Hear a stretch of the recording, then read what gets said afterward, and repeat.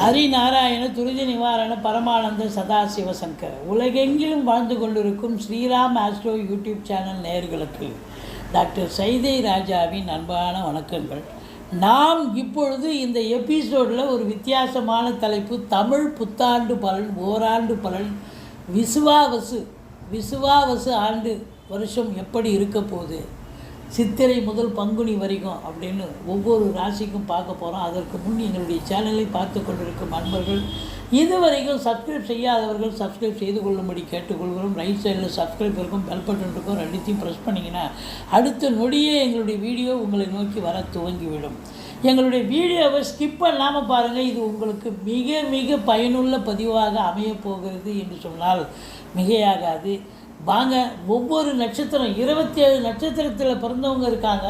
இந்த 27 நட்சத்திரமும் ஒவ்வொரு நட்சத்திரத்தில் பிறந்தவங்களுக்கு இந்த விசுவாவசு ஆண்டு எப்படி அமையப் போகிறது என்பதை பார்க்கலாம். வாங்க. பரணி நட்சத்திரம் 27 நட்சத்திரங்களில் 2வது நட்சத்திரமாக வருவது பரணி நட்சத்திரம். இந்த பரணி நட்சத்திர அன்பர்கள் எப்படி இருப்பாங்க? தரணி ஆழ்வார்கள்னு சொல்லுவாங்க. பரணி தரணி ஆளும். இந்த பரணி 1ஆம் பாதம், 2ஆம் பாதம், 3ஆம் பாதம், 4ஆம் பாதத்து ஃபுல்லாக முழுசாக உங்களுக்கு மேஷ ராசியில் அமைகின்றன. சுறுசுறுப்பானவர்கள், விறுவிறுவ என்று ஆக்டிவாக இருக்கக்கூடியவர்கள், ஒரே நேரத்தில் 2 வேலை செய்யக்கூடியவர்கள். ஆனால் கொஞ்சம் கோபம் இருக்கும். கோபம் இருக்கிற இடத்துல குணமும் இருக்கும் அப்படின்னு சொல்லலாம். இந்த பரணிக்கு சுக்கிரனுடைய ஆதிக்கம் உள்ள நட்சத்திரம், சுக்கிரனுடைய நட்சத்திரம். அப்போ பரணி நட்சத்திரத்தில் பிறந்தவர்களுக்கு முதல் தசையாக சுக்கிர தசை அமையும் அப்படின்னு சொல்லலாம். இவங்க பெரும்பாலும் பார்த்திங்கன்னா ஒரு காரியத்தை எடுத்தாங்கன்னா அதை சாதுரியமாக முடிக்காமல் விடமாட்டாங்க. கொஞ்சம் அட்ஜஸ்ட் பண்ணி பேச வேண்டிய இடத்துல கொஞ்சம் விட்டு கொடுத்து பேசி காரியம் சாதிப்பதில் வல்லவர்கள். செவ்வாயினுடைய மூர்க்க குணம் இருந்தாலும் சுக்கிரனுடைய ஆதிக்கமும் இருப்பதால் இவர்களுக்கு கொஞ்சம் நாசுக்காக டீல் பண்ணுவாங்க. கொஞ்சம் இடியாப்ப சிக்கலாக இருந்தாலும் அது எப்படி அந்த சிக்கலிருந்து விடுபடணும் அப்படின்னு தெரிஞ்சிக்கக்கூடிய பொறுமைசாலிகள் அப்படின்னு சொல்லக்கூடிய நிலை. இவங்களை பொறுத்தவரையிலையும் இவங்களுக்கும் பார்த்திங்கன்னா இந்த நட்சத்திர எழுத்து, நாமகரண எழுத்துக்கள் லீ லூ லே லோல ஆரம்பிக்கும். தொடர் எழுத்து அப்படின்னு பார்க்கும்பொழுது சோ சவ் அப்படின்னு சொல்லக்கூடிய நிலை. பட் இருந்தாலும் இது ராட்சஸ், அதாவது மானுஷ கணம் உடைய நட்சத்திரம். மிருகம் ஆண் யானை, மிருகம் ஆண் யானை அப்படின்னு சொல்லணும். மரம், அதாவது விருட்சம் அப்படின்னா விருட்சம்னா மரம். மரம் பார்த்திங்கன்னா நெல்லி மரம். இப்போ நெல்லி கனி கேள்விப்பட்டிருப்பீங்க. அந்த நெல்லி அதாவது கண்ணை வாங்கி ஒரு பொது இடத்துல இல்லை உங்கள் இடத்துக்கு தோட்டத்திலே வச்சு வளர்த்திங்கன்னு சொன்னால் அது வளர இல்லை ஒரு கோயிலில் கூட நீங்கள் வாங்கி ஒரு இதில் வைக்கலாம். கோயில் சார்ந்த இடங்கள் இருந்தால், தோட்டங்கள் இருந்தால் அது வளர உங்கள் சொந்த இடங்களில் வைக்கிறத விட பொது இடத்துல வச்சு வளரும்போது அதுக்கு இன்னும் சிறப்பு அதிகங்க. ஏன்னா மற்றவங்களும் அதை பார்ப்பாங்க, அதுக்கு நீர் ஊற்றுவார்கள், பராமரிப்பார்கள்ன்ற ஒரு கணக்கு. அப்போது உங்களுடைய வாழ்க்கை சிறப்பாக இருக்கும். பட்சி அப்படின்னு பார்க்கும் பொழுது காகம் இதனுடைய பட்சியாக வருகிறது. இதை பொறுத்தவரையில் இந்த பரணி நட்சத்திரத்தில் பிறந்தவர்கள் யாரை வணங்கணும் அப்படின்னு சொன்னால், ஸ்ரீ மகாலட்சுமி தாயாரை வழிபாடு செய்தீர்கள் என்று சொன்னால் உங்களுக்கு எந்த ஒரு பிரச்சனையும் இருக்காது. இந்த சுக்கிர தசை முதல் தசை, அப்புறம் சூரிய தசை வரும். இப்படி படிப்படியாக உங்களுடைய திசைகள் வந்தாலும் உங்களுக்கு இந்த இளமையில் ஒரு சிலருக்கு பார்த்திங்கன்னா இளமையிலேயே கொஞ்சம் சுக்கிர தசை வர்றதால அவங்களுக்கு என்ன தேவைகள் அதெல்லாம் கிடைக்கும். ஆனால் படிப்பில் கொஞ்சம் ஆண் பிள்ளைகளாக இருந்தால் படிப்பில் கொஞ்சம் நாட்டம் இருக்கும். பெண் பிள்ளைகளாக இருந்தால் நல்லா படிப்பாங்க. ஆனால் அவங்க ஜாதகத்தில் 4ஆம் இடம் சிறப்பாக இருந்தால் படிப்பு நல்லா படிக்கணும்னு விதி இருக்கும். இருந்த போதிலும் இந்த நட்சத்திரத்தில் பிறந்தவர்கள் காவல்துறை, தீயணைப்புத்துறை, மருத்துவத்துறை, இராணுவத்துறை, அதான் மெடிக்கல் ஃபீல்டு, மருந்து கம்பெனி வச்சுருக்கக்கூடியவர்கள், இவங்க இதையும் தாண்டி ஒரு சொந்தமாக தொழில் பண்ணக்கூடியவர்களாகவும் இருப்பார்கள். சுக்கிரனுடைய ஆதிக்கம் நிறைந்து இருப்பதால் இவங்க சினி ஃபீல்டு, அதாவது சுக்கிரன் ஆதிக்கம் கலைத்துறையில் பிரகாசிக்கக்கூடியவர்களாகவும் இவர்கள் அமைவார்கள் அப்படின்னு சொல்லலாம். வாங்க, இந்த பரணி நட்சத்திரத்தில் பிறந்த அன்பர்களுக்கு இந்த விசுவாவசு ஆண்டு எப்படி இருக்க போகுது, இந்த ஓராண்டு பலனை நாம் பார்க்கலாம் வாங்க. மேஷ ராசி காலபுருஷனுக்கு முதல் ராசி. இந்த ராசியில் பிறந்தவங்களுக்கு இந்த தமிழ் புத்தாண்டு ஓராண்டு பலன் எப்படி இருக்க போகுது அப்படின்னு பார்க்கலாம் வாங்க. இந்த ராசி அப்படின்னும் பொழுது செவ்வாய் பகவான் ஆட்சி பெறும் வீடு. நம்ம ஓராண்டு பலனை சொல்வது என்றால் ஆண்டு கிரகங்களை வைத்துத்தான் சொல்ல முடியும் பலன் ஓரளவுக்கு. இப்போது குரு பகவான் எடுத்துக்கோங்க. குரு பகவான் உங்களுக்கு இது தமிழ் புத்தாண்டு பிறந்ததுக்கு பிறகு 11/5/2025 குரு மிதுனம் சென்று விடுகிறார்.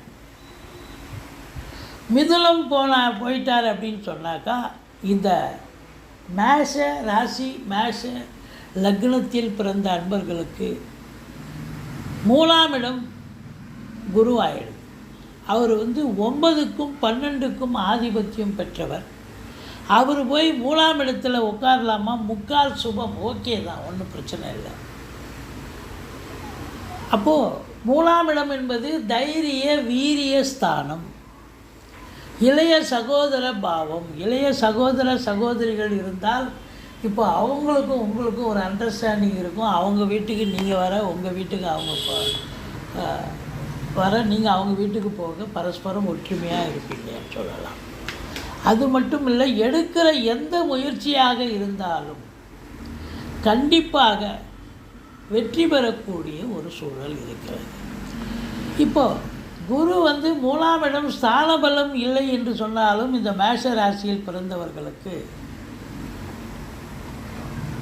பார்வை பலம் சிறப்பாக இருக்கிறது. ராசிக்கு 7ஆம் இடத்தை குரு பார்க்கிறார். இந்த மேஷ ராசியில் பிறந்த அன்பர்களுக்கு திருமண வயதில் இருக்கும் ஆண் பெண் இருபாலருக்கும் திருமணம் கைகூடுமா? இந்த தமிழ் புத்தாண்டு ஓராண்டு பலனை நாம் சொல்கிறோம். கண்டிப்பாக இந்த ஏப்ரல் இருந்து அடுத்த 2026 ஏப்ரலுக்குள்ளே பார்த்தீங்கன்னு சொன்னால் கண்டிப்பாக திருமணத்துக்கான ஒரு வாய்ப்புகள் இருக்குது. திருமணம் நடந்தேறிவிடும். நண்பர்களால் ஆதரவு உண்டு. கூட்டு தொழில் சிறந்து விளங்கும். கூட்டாளிகளும் உங்களுக்கு ஆதரவாக இருப்பார்கள்.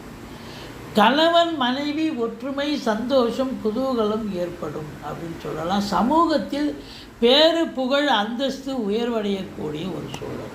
இப்போ 7ஆம் இடத்தை ராசிக்கு 7ஆம் இடத்தை குரு பார்த்தால் சமூகத்தில் பேரு புகழ் அந்தஸ்து உயரும். மற்றவர்களால் அனுகூலங்கள் கிடைக்கக்கூடிய ஒரு நிலை இருக்கும் அப்படின்னு சொல்லலாம். அடுத்தது பார்த்தீங்கன்னு சொன்னால் 9ஆம் வீட்டை குரு பார்க்கிறார். 9ஆம் இடம் என்பது பாக்கியஸ்தானம். பாக்கியஸ்தானாதிபதி பாக்கியஸ்தானத்தை பார்க்கிறார் என்று சொன்னால் இந்த ஓராண்டு பலன் அற்புதமாக இருக்க போகிறது. பாக்கியத்தில் தடை ஏதும் இல்லை. Easily to get. எதையும் நீங்கள் போராடி ஜெயிக்கத்தால நிச்சயமாக நினைக்கிறது நடக்கும். நினைக்காத சில விஷயங்கள் கூட நடந்தேறிவிடும். தந்தையால் அனுகூலங்கள் கிடைக்கக்கூடிய ஒரு ஆண்டுன்னு சொல்லலாம். தந்தை ஏதோ ஒன்று நல்லது செய்ய போகிறார் உங்களுக்கு அப்படின்னு சொல்லலாம். இது பாக பிரிவினை பிரித்து கொடுக்குறோன்னா இது வரைக்கும் பிரிக்கலாம், இப்போ பிரித்து கொடுப்பார். இல்லை வேறு எதாவது பொருட்கள் கையில் இருந்தால் அதை பங்கு போட்டு பிரித்து கொடுக்கக்கூடிய நிலையும் இருக்குது. ஒரு நகை நட்டு இருக்குது, அது போல் பிரித்து கொடுக்கலாம். தந்தையால் அனுகூலங்கள். ஆன்மீகத்தில் நாட்டம் அதிகரிக்கும். ஆலய வழிபாடுகள் செய்வீர்கள். நன்கொடைகள் வழங்கி மகிழ்வீர்கள் அப்படின்னு சொல்லலாம். தீர்த்த யாத்திரை கண்டிப்பாக போவீங்க. இல்லை இன்ப சுற்றுலான்ற பேர்லையாவது போயிட்டு வரக்கூடிய சூழல் ஏற்படும். அடுத்தது 11ஆம் வீட்டை குரு பார்க்கிறார். இந்த 11ஆம் இடம் என்பது சூப்பருங்க. ஏற்கனவே 11ஆம் இடத்துல ராகு இருக்கிறார். ராகு பெயர்ச்சி 26/4/2025. அப்போ ராகு கேது பயிற்சி. ராகு மீனத்திலிருந்து உங்களுக்கு எங்கே போயிட்டார் அப்படின்னா சித்திரை 13ஆம் தேதி சூப்பராக கும்பத்தில் இருக்கார். அப்போ கும்பத்தில் இருக்கும் ராகு பகவானை குரு பார்க்கிறார் என்று சொன்னால், இப்போ 11ல் எந்த ஒரு கிரகம் இருந்தாலும் அளப்பரிய பலனை தரும். அதுவும் குரு பார்த்து அந்த கிரகம் இன்னும் சூப்பராக ஷைன் ஆகும், நல்ல சிறப்பான பலனை தரும். அப்போ ராகு கேது பயிற்சியால் இந்த மேஷ ராசி அன்பர்களுக்கு இந்த ராகு பகவான் அளப்பரிய பலனை தரப்போகிறார். தொட்டதெல்லாம் தொடங்க போகிறது. தொழில் சிறந்து விளங்கி நல்ல ஒரு லாபத்தை ஈட்டப் போகிறது. எலக்ட்ரானிக் இந்த சாஃப்ட்வேர் லைனில் இருக்கக்கூடியவர்கள், கம்ப்யூட்டர், லேப்டாப் இதெல்லாம் தயாரிப்பாளர்கள், அதாவது உற்பத்தியாளர்கள் மற்றும் அதை பயன்படுத்தக்கூடியவர்கள், சேல்ஸ் பண்ணக்கூடியவர்கள், இவங்களுக்கெல்லாம் சிறப்பான காலம். உள்நாட்டு வாணிபம், வெளிநாட்டு வாணிபம், ஏற்றுமதி இறக்குமதியாளர்கள், ஷேர் மார்க்கெட்டில் இன்வெஸ்ட் பண்ணுறவங்க, இவங்களுக்கெல்லாம் ஸ்பெக்குலேஷன், ஆன்லைன் பிஸ்னஸ் பண்ணக்கூடியவர்கள், சிறப்பான காலம் என்று சொன்னால் மிகையாகாது. 11ல் ஏற்கனவே ராகு பகவான் கொட்டி கொடுக்க போகிறாரு. அது குரு பார்க்க இன்னும் சொல்லவே தர.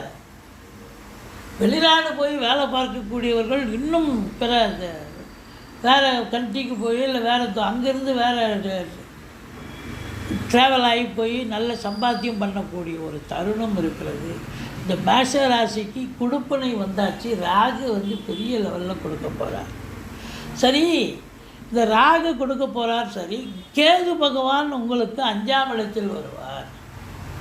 5ல் கேது இருக்கலாமா? அப்போ 5ல் கேது இருக்கிறது என்ன மைனஸ் அப்படின்னு பார்த்தீங்கன்னா, பூர்வீகத்தில் ஏதாவது பிரச்சனைகள் வரும். இது வரைக்கும் நல்லா போயிட்டுருக்கோம். திடீர்னு பூர்வீகத்தில் அக்கம் பக்கம் இருக்கிறவங்க வரப்பு சண்டை, வாய்க்கால் சண்டை, விவசாய நிலத்துலையோ இல்லை தோட்டம் துறவுலையோ பிரச்சனை வரும். இல்லை வீட்டு மனையில் இது வரைக்கும் நீங்கள் வேலையை போட்டுட்டீங்க, எனக்கு அது வரைக்கும் இடம் இருக்குது, 1 அடி தள்ளி வந்துட்டீங்க, 2 அடி தள்ளி வந்துட்டீங்க அப்படின்னு சர்வேயரையோ யாரையிட்டு அளக்கக்கூடிய நிலையோ இல்லை அப்படி ஏதாவது சில பிரச்சனைகள் வரக்கூடிய நிலை இருக்குது. பிரச்சனைகள் வருமா என்பது உங்களுடைய தசாபுத்தி அமைப்பை தரும். ஆனால் கோச்சாரத்தில் பிரச்சனையை ஏற்படுத்துவார் இந்த கேது பகவான். நீங்கள் பிள்ளையாரை வழிபாடு செய்து கொள்ளுங்கள். ஓரளவுக்கு குலதெய்வ வழிபாடும் செய்து கொள்ளுங்கள். உங்கள் குலதெய்வமும் பிள்ளையாரையும் உங்களை காக்கக்கூடிய ஒரு நிலை நிச்சயமாக இருக்கான்னா இருக்குது அப்படின்னு சொல்கிறோம். அப்போ ராகு கேது பேச்சியில் ராகு பகவான் அளப்பரிய பலனை தரப்போகிறார். இந்த தமிழ் புத்தாண்டு ஓராண்டு பலன் இதை பொறுத்தவரையிலையும் பார்த்தீங்கன்னு சொன்னால், என்ன வருஷம் அப்படின்னா விசுவாவசு வருடம் அப்படின்னு சொல்லக்கூடிய ஆண்டு, விசுவாவசு ஆண்டு அப்படின்னு சொல்லக்கூடிய இந்த ஓராண்டு பலன் அருமையாக இருக்குமா? அருமையாக இருக்கும், சூப்பராக இருக்கும். இந்த மேஷ ராசியில் பிறந்தவங்களுக்கு சூப்பர். இப்போது சனி பகவானை எடுத்துக்கொள்ளலாம். இந்த சனி பகவான் இப்போ 29/3 வந்துட்டார். நீங்கள் தமிழ் புத்தாண்டு பிறகுக்கு முன்னே சனி எங்கே இருக்கிறாருன்னு சொன்னால் மீனத்துக்கு வந்துட்டார். அப்போ மீனத்துக்கு வந்துட்டாருன்னு சொன்னால் அப்போ மேஷத்துக்கு 7.5 சனி ஸ்டார்ட் ஆகிடுச்சு, விரயச்சனி. அப்போ விரயச்சனி நடக்குது அப்படின்னு சொன்னால் நீங்கள் என்ன பண்ணணும்? அது 2.5 வருஷம் நடக்கும். அப்போ என்ன பண்ணணும்னா, காசு பணம் நிறைய இருக்கா, ஒரு 20 லட்ச ரூபா வச்சுருக்கீங்களா, இன்னும் ஒரு 20 லட்ச ரூபா கடனை வாங்கி ஒரு இடமோ வீடோ பூமியோ ஃப்ளாட்டோ வாங்கி போடுங்க. சுப செலவை ஏற்றுக்கொள்ளுங்கள். சுப செலவாக மாற்றிக்கொள்ளுங்கள். கேஷ் டீலிங் கையில் வச்சுக்க வேண்டாம். இருந்ததுன்னு சொன்னால் அது அசுப செலவு, மருத்துவ செலவுக்கு கொண்டு போய் விட்டுரும். ஏன்னா விரய செலவு, சனி எப்பவுமே விரயத்தை பண்ணுவார், அதுவும் அசுப செலவு பண்ணுவார். அப்படின்னும் போது நம்ம அதை சுப விரயமாக மாற்றிவிட்டால் எந்த பிரச்சனையும் இருக்காது. இந்த 2.5 ஆண்டு காலம் சனி பகவான் 12ல் இருப்பதால் உங்களுக்கு சனி பகவானுக்கு பிரீத்தி பண்ணுங்கள். சங்கடம் தீர்க்கும் சனி பகவானை மங்களம் பொங்க மனம் வைத்தருள்வார். சத்திரவின்றி சனீஸ்வர தேவை இச்சகம் வாழ்க இன்னருள் தாத்தா. இந்த சுலோகத்தை சொல்லுங்கள். சனிக்கிழமை தோறும் எள்ளெண்ணெய் தீபம் இட்டு வாருங்கள். நீங்கள் இந்த வருஷம் பிறந்து நீங்கள் குச்சனூருக்கு போயிட்டு வாங்க, இல்லை திருநள்ளாறு போயிட்டு வாங்க. சனிக்கிழமை தோறும் எள்ளெண்ணெய் தீபம் விட்டு வாருங்கள். சனி பகவானால் ஏற்படக்கூடிய தீய பலன்கள் தலைக்கு வர்றது தலைப்பாயிடம் போகும் அப்படின்னு சொல்லலாம். இப்போ ராகு கேது பயிற்சி பார்த்தோம், குரு ஸ்தான பலத்தை பார்த்தோம், பார்வை பலத்தை பார்த்தோம். அடுத்தது இந்த சனி பகவான் ஸ்தான பலம் பார்த்தோம். இந்த சனி பகவான் இந்த மேஷ ராசிக்கு 10ஆம் இடத்து அதிபதியும் கூட பாதகாதிபதியும் கூட.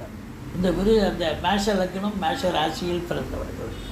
அப்போ பாதகாதிபதி போய் 12ல் உட்கார்ந்தாருன்னு சொன்னால் பாதக செலவுகளை ஏற்படுத்துவார். 7 சனி வந்தாச்சு, அதனால் பாதக செலவை ஏற்படுத்துவார். எச்சரிக்கையோடு இருங்க. சனி பார்வை கொடியது. சனி 3ஆம் இடமாக 2ஆம் வீட்டை பார்க்கிறார். குடும்பஸ்தானத்தை சனி பார்க்குறார். அப்போ குடும்பத்தை பிரித்து மேய்ஞ்சிடுவார், பிரித்து விடுவார். அப்போ கணவன் மனைவி இடையே கருத்து வேறுபாடு வரும், சண்டை சச்சரவு வரும், பிரச்சனைகள் வரும், பிரிவினை வரும், தற்காலிக பிரிவினை வரும், நிரந்தர பிரிவினையும் வரலாம். பஞ்சாயத்து கோர்ட்டு கேஸுன்னு போகக்கூடிய சூழ்நிலை வரும். எல்லாருக்கும் வந்துடாதுங்க. கணவன் மனைவி யாரெல்லாம் பிரியணும்னு ஒரு நிலை இருந்தால் இந்த மேஷ லக்னம் மேஷ ராசியில் பிறந்தவங்களுக்கு அப்படி ஒரு சூழ்நிலை வரும். இருந்தாலும் அப்போ கொஞ்சம் கணவன் மனைவி விட்டு கொடுத்து போகிறது, வீட்டில் இருக்கக்கூடிய மற்ற குடும்ப உறுப்பினர்கள்கிட்டையும் நீங்கள் விட்டு கொடுத்து போயிட்டீங்கன்னு சொன்னால் எந்த பிரச்சனையும் வராது. அது மட்டும் இல்லை, பண வரவு என்பது சிறப்பாக இருக்கும்னு நம்ம சொல்லணும். ஆனால் கொடுக்கல் வாங்கல் செய்யாதீங்க. யாராவது கேட்குறாங்க, சொந்தக்கார் கேட்குறாங்க, நண்பர் கேட்குறாருன்னு எடுத்து குடிச்சிட்டிங்கன்னு சொன்னால் கண்டிப்பாக ரொம்ப திரும்ப வராது. ஏன்னா 2ஆம் இடத்தை சனி பார்ப்பது ஒன்வே டிராஃபிக் தான். பணம் போச்சுன்னா அவங்க கையை விட்டு திரும்ப வர்றது கஷ்டம். அவர் நல்லவராக இருந்தாலும் உங்கள் சூழ்நிலையை அவரை கெட்டவராக மாற்றிடும். அப்புறம் வாக்குஸ்தானத்தை குரு பாதத்தை பார்த்து பேசுங்கன்னு சொன்னோம். குடும்பஸ்தானத்தில் சனி பார்க்குறதால தான் கொஞ்சம் பிரச்சனை இருக்குதுன்னு சொன்னோம். அதனால் வாக்குஸ்தானத்தை சனி பார்ப்பது, குடும்பஸ்தானத்தை சனி பார்ப்பது சரியில்லாத சூழலாக இருப்பதால் குடும்பத்தின் சண்டை சச்சரவு, கணவன் மனைவி பிரச்சனை இருக்கும். ஆனால் இந்த ஓராண்டு குரு பார்ப்பதால், 7ஆம் வீட்டை குரு பார்ப்பதால் கணவன் மனைவி ஒத்து போயிடுவாங்க. ஆனால் குடும்பத்தில் மற்ற குடும்ப உறுப்பினர்களுக்கும் உங்களுக்கும் பிரச்சனை இருக்கும். அவங்க பங்குக்கு அவங்க சண்டை போடுவாங்க, மல்லு கட்டுவாங்க. கணவன் மனைவி ஒற்றுமையாக தான் இருப்பீங்க, ஒன்றும் பயப்பட வேண்டாம். ஏன்னா 7ஆம் வீட்டை குரு பார்க்கல. ஏன்னா குரு பார்வை அதனுடைய நிலை ஒன்று இருக்குல்ல, சனி பார்வை ஒன்று இருந்தாலும் குரு பார்வைன்னு ஒன்று இருக்குல்ல. அதனால் எல்லாரும் கணவன் மனைவி அனைவரும் பிரியணும்னு ஒன்றும் இது கிடையாது. 7ஆம் வீட்டை குரு பார்ப்பது திருமணம் ஆகாதவர்களுக்கு திருமணமாக, திருமணமான தம்பதியருக்கு ஒற்றுமையாக இருக்கக்கூடிய நிலை இருக்கும். ஆனால் குடும்பத்தில் சண்டை சச்சரவு, மற்றவர்கள் சண்டை சச்சரவு போடுவாங்க. சரி, அடுத்தது உங்களுக்கு 6ஆம் வீட்டை சனி பார்க்கிறார். 6ஆம் வீட்டை சனி பார்க்கிறார்னா கடன் பிரச்சனை இருப்பவர்களுக்கு கடன் பிடிப்புதுங்க வைத்து விடும். இங்கே வாங்கி அங்கே கொடுப்பீங்க, அங்கே வாங்கி இங்கே கொடுப்பீங்க, ஒரு டென்ஷன் ஆகிடுவீங்க. முதல்ல உங்களுக்கு உடம்பு முடியாமல் போயிடும், இல்லை உங்கள் குடும்ப உறுப்பினர்கள் யாருக்காவது உடம்பு முடியாமல் போயிடும். எச்சரிக்கையாக இருந்துங்க, எச்சரிக்கையாக. ஏன்னா ருணரோக சத்துருஸ்தானம், எதிரிகளுடைய தாக்கம் இருக்கும். யார் எதிரி யார் நண்பன்னு தெரியாது, எதிரிகளுடைய தாக்கம் இருக்கும். எச்சரிக்கையாக இருக்க வேண்டும். மற்றபடி இந்த 6ஆம் இடம் ருணரோக சத்ருஸ்தானம், கடன் பிரச்சனை இருப்பவர்களுக்கு கடன் ரொம்ப உங்களை போட்டு தாக்கும். அப்படி இருக்கும் பட்சத்தில் மருத்துவ செலவும் வைக்கும். இன்னும் கடன் வாங்கி மருத்துவ செலவு பண்ணக்கூடிய நிலை வரும். விரோதிகள் அதிகமாவார்கள். விரோதிகளால் பிரச்சனைகள் ஏற்படும். இது சனி பார்வை பலம். மொத்தத்தில் பார்க்கும் பொழுது இந்த மேஷ ராசியில் பிறந்த அன்பர்களுக்கு இந்த தமிழ் புத்தாண்டு பலன், இந்த விசுவாவசு வருஷத்தினுடைய பலன் என்ன தான் சொல்கிறீங்க அப்படின்னு பார்த்தீங்கன்னா, 7ஆம் வீட்டை குரு பார்க்கிறார். கூட்டு தொழில் சிறந்து விளங்கும், திருமணமாகும், கணவன் மனைவி ஒற்றுமையாக இருந்தாலும் குடும்பத்தில் சண்டை சச்சரவு வரும்னு நம்ம சொன்னோம். பணம் பல வகையில் பையை நிரப்பினாலும் அதை சுப செலவாக மாற்றிக்கொள்ளுங்கள், இல்லைன்னா அசுப செலவாக மாற வாய்ப்புகள் இருக்கிறது. 7 சனிக்கு பரிகாரம் செய்து கொள்ளுங்கள். குருவுக்கு தட்சிணாமூர்த்தி வழிபாடு செய்யுங்க. வியாழக்கிழமை தோறும் கொண்டக்கல்ல நைவேத்தியம் பண்ணுங்கள், அர்ச்சனை பண்ணி இது பண்ணுங்கள். மற்றபடி ராகு கேது இப்போ பிரச்சனை, ராகுவால் நல்லது நடக்கும். கேது வந்து உங்களுக்கு பிள்ளையாரை வழிபாடு செய்து கொள்ளுங்கள். மற்றபடி இந்த மேஷ ராசியில் பிறந்த அன்பர்களுக்கு இந்த தமிழ் புத்தாண்டு விசுவாவசு வருஷம் மிக அற்புதமாகத்தான் இருக்கும். நீங்கள் சூதனமாக நடந்து கொள்ள வேண்டும். இதுவரைக்கும் எங்கள் சேனலை பார்த்தமைக்கு நன்றி.